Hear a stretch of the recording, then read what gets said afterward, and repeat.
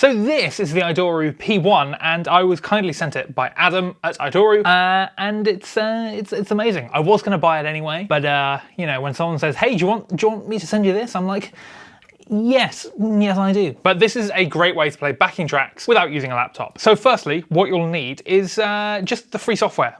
And that's it. So unlike things like the Elisa sample pad behind me and the SPDSX Pro, where you need to buy a USB cable and that sort of stuff, which you can use with this, you don't actually need to should you get it. So straight out of the box, it comes with an SD card. And again, if your name is Elisis, please take notes, because this is amazing. But this is what we're going to use to import the backing tracks. And the best bit is that you don't need to have the pedal around you at all to do any of the tracks. So great work, Idoru. And then the only other thing, like I said, is just the free software, which for me, I'm using Mac, but if you're using Windows, it's available as well. You just go to idoru.live/downloads and you'll see it right there. There's a big, lovely download button for the thing that you'll need. So let's get to the fun bit of creating the tracks. So the first thing, when you've downloaded the software and you've put in the SD card into your laptop or your computer, just load up Idoru P-1. And this is what you get. You've got three options. You can create a new session, you can load a session, or you can import a session from the P-1. For us, we're going to create a new session because we're doing this from scratch. So this screen here, you're met with creating a set list. And so I'm just going to create this from electric set, and you can do this for as many gigs as you have. So for example, if I had a drum electric gig and then I had a function gig and then I had something else, I would name each of those gigs something different and create the separate set lists, and they would just live on this SD card, and it's great. So for now, we'll just stick with the one. So within this set list, I'm going to create a song. I'm just going to call this, I'm just going to call this track 1. Just be careful there. If you double click, it opens it. And then you're met with this screen where there's both a lot and not a lot going on. So the main thing here is the mixer right in the middle. And this is where we're going to import our tracks. So we can have up to 6 tracks imported to this, which is amazing. And to do this, I'm just going to hit F1. I'm going to add a WAV file first, and I've got like 3 generic backing tracks from Epidemic Sound. So I'm going to go the cues track first. I'm going to call it Q because that's clever. Anyway, cues, F2, I'm going to have click. I'm just going to call it CL for no reason whatsoever. F3, I'm going to go bass. F4, I'm going to go drums. Now, obviously, this is a backing track to demo this for you, but you probably wouldn't have drums if you're watching this as a drummer. And then finally, instrument in. So with this, if you want to know how I created these backing tracks, because they're pre-made, then you can check out the video just up there on how to create backing tracks, specifically in Ableton, but I've got a bunch of videos on backing tracks that you can check out. But now what I want to do, now it's all imported, I want to send it to a specific output. So right now, all of these are being sent to output 1,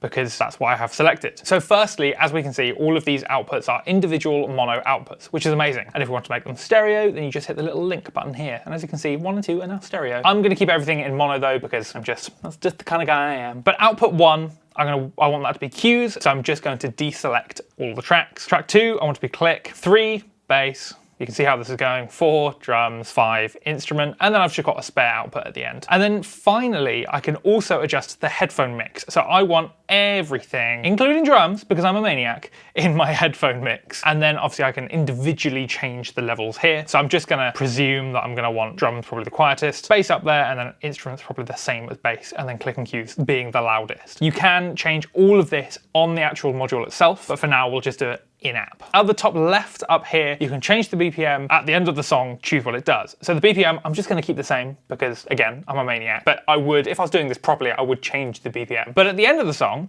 I want it to cue next. So you have 3 options here where you can loop the same track. You can immediately play the next track. So if you've got segues and things like that, then you can just play the next immediately, or you can cue next, and then it's up to you to hit the play button. So I'm just going to cue next because that's what I wanted to do. You can also add a MIDI file up here because it's got MIDI outputs on the unit. So if you're controlling lights, for example, or patch changes, you can do that all from here as well. But again, for now, for this tutorial, I'm just going to keep that blank because we're just doing the basic of sending backing tracks out of the Idoru. So once I've done that, I'm just going to hit done, and then we can see track 1. So what I'm going to do is right click and then duplicate and then rename that to track 2. And then I'm just going to do this again for another song. So I will see you in a second when I've got 3 songs. So like I said, Adam kindly sent me the Idoru out of the kindness of his heart. And I was looking at buying it anyway. But with that, I try and keep this YouTube channel unbiased. So you just have tutorials. But if you did want to see my opinion on things, including the Idoru, then you can check out the Patreon page just down below where I've done a full unboxing. I'll be doing my opinion on whether I think you should buy it. And I've done the same thing with like the SPDSX Pro, the SPDSX, the Elisa sample pad 4, all of that good stuff is all all on the Patreon page where you can chat to me, you can ask me questions, and you can see if I actually think you should buy something. Link just down below. But with that, I've now created 3 different tracks. And like I said, these are all Epidemic sound, they're not real tracks, but I would do this for a full gig. And the best bit is, like I said, I'm not connected to the Idoru, it's still actually just on the floor here, turned off. I've just got the SD card in the Mac. So what I'm gonna do is send a session to P1, and what I do now is I just go to no name, which is the Idoru's SD card. You don't need to format it or anything like that. You just go send session. And what it's now gonna do is it's just gonna, as you can see, copying all of the files. And this, if you're doing multiple gigs and lots of tracks, this might take a minute, but the great thing is they've included a loading bar up here so you can kind of see it go and do its thing. But yeah, I'll, oh wow, that was quick. I was just about to say I'll check in when it's done, but it's done. So once it's finished, you can just eject the SD card and then plug in the Idoru. I'm gonna plug in 5 outputs on the back. These are all jack, so they're gonna go into, behind me you can see the rack down there, they're gonna go into a DI and then into the desk. And yeah, you can listen along with me to see if this all works. So, I've got it all plugged in. As you can see, I was gonna try and hold it. I can kind of hold it that way, but I've got a lot of jack cables.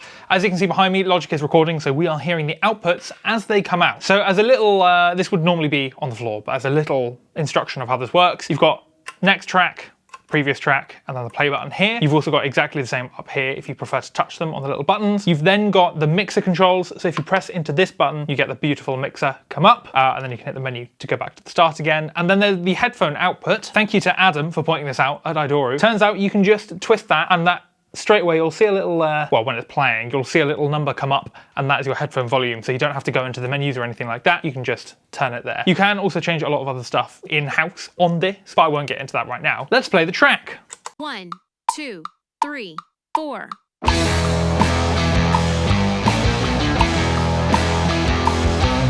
Cool, that works. Let's go next track. 1, 2, 3, 4.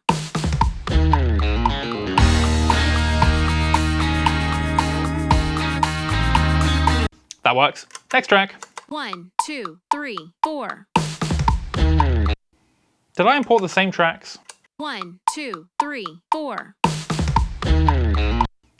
So that's user error. I imported the same tracks to tracks 1, 2, and 3. So if we could just ignore that and pretend that I do know what I'm doing, that would be great. As a quick side as well, if you press this whilst it's playing, it's going to pause the track. So if I hit play,